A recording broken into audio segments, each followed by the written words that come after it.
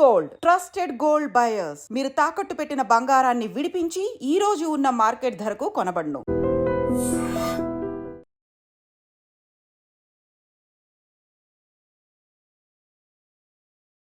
నిరంతరం స్వామివారి దగ్గరే ఉంటూ వారికి నిరంతరం సేవ చేస్తూ ఉంటారు కదండి. సమాజంలో జరిగే మార్పులు, సమాజంలో జరిగే ఇవన్నీ కూడా మీ చెవిని పడుతూ ఉంటాయి. మీరు అంటే మీ ఆవేదనని లేదా సమాజం తాలూకు ఆవేదనని స్వామివారితో ఖచ్చితంగా విన్నవించుకుంటూనే ఉంటారు.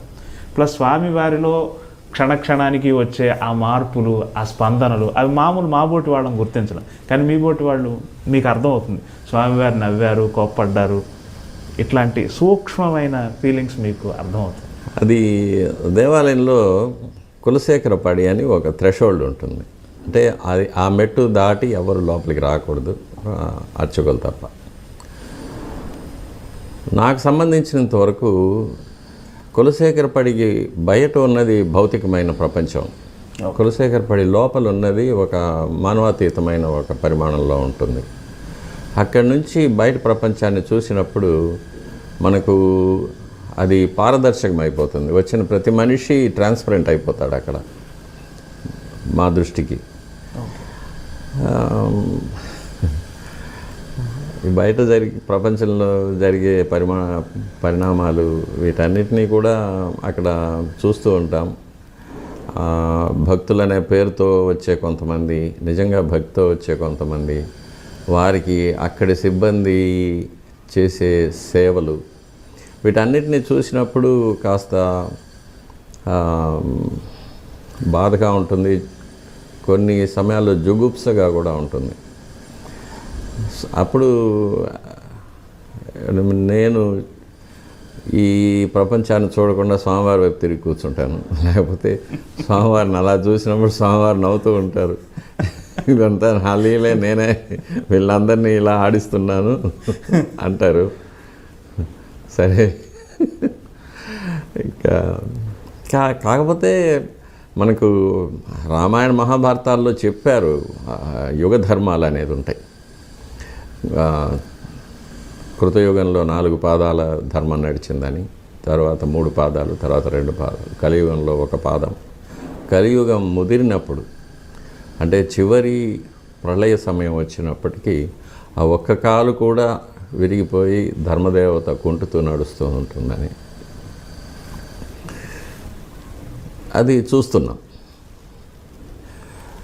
తర్వాత ఇక నాస్ట్రడామస్ కానీ, పోతులూరి వీరబ్రహ్మం కానీ, మహాభారతంలో అనుశాసన పర్వంలో భీష్ముడు ధర్మరాజుకు ద్వాపర యుగం పూర్తయి కలియుగం ప్రారంభమయ్యేటప్పుడు కలియుగంలో ఎలా ఉంటుంది అనే విషయాన్ని గురించి బోధించడం, అవన్నీ కూడా మనం చదివినప్పుడు సరే ఇవన్నీ కూడా దాని ప్రకారం జరుగుతూ ఉందనేది తెలుసుకోవచ్చు.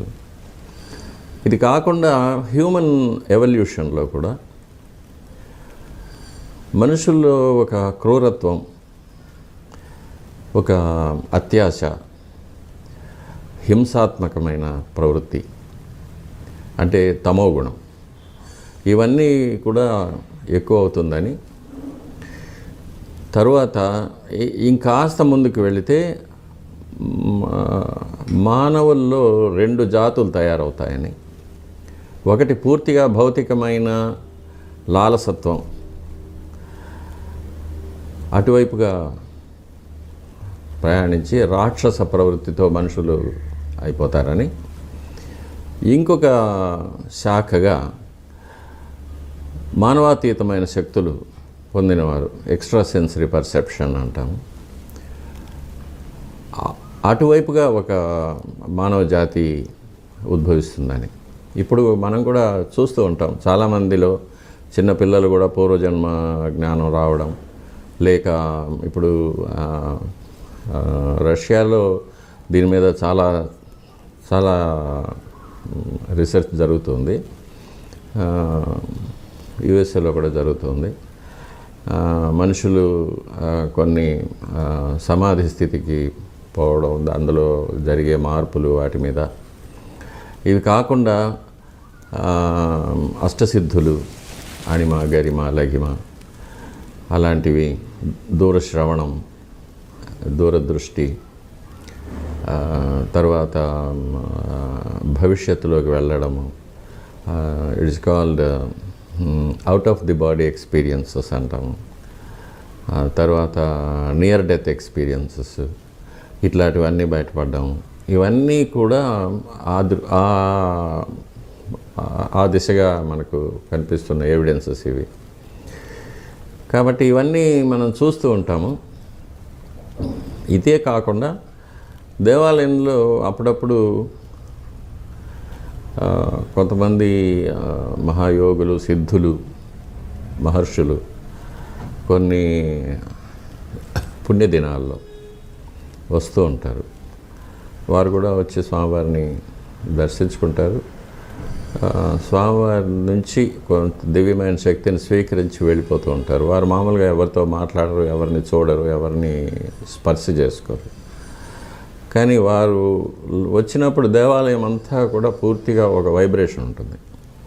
అది మనం మహద్వారంలో అడుగు పెట్టేటప్పుడే తెలిసిపోతుంది ఎవరో మహాత్ములు గుడిలో ఉన్నారనేది. అటువంటి వారు కూడా వస్తూ ఉంటారు, పోతుంటారు.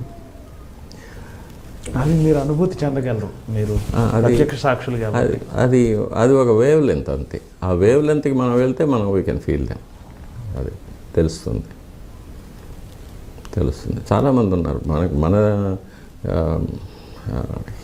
హిందువులు, మహమ్మదీయులు అనేది కాకుండా ఇది ఈ దేహానికి ఉన్న మతము, కులము అవన్నీ, ఆత్మకు మతం, కులం అవన్నీ ఏమీ లేవు. చాలామంది పాశ్చాత్యులు కూడా వచ్చినప్పుడు అటువంటిది ఉంది. వాళ్ళు చూసే విధం, వాళ్ళు స్వామివారి దగ్గర ఆ శక్తిని గ్రహించే విధం, ఇవన్నీ కూడా మనం చూస్తూ ఉంటాం గుళ్ళో.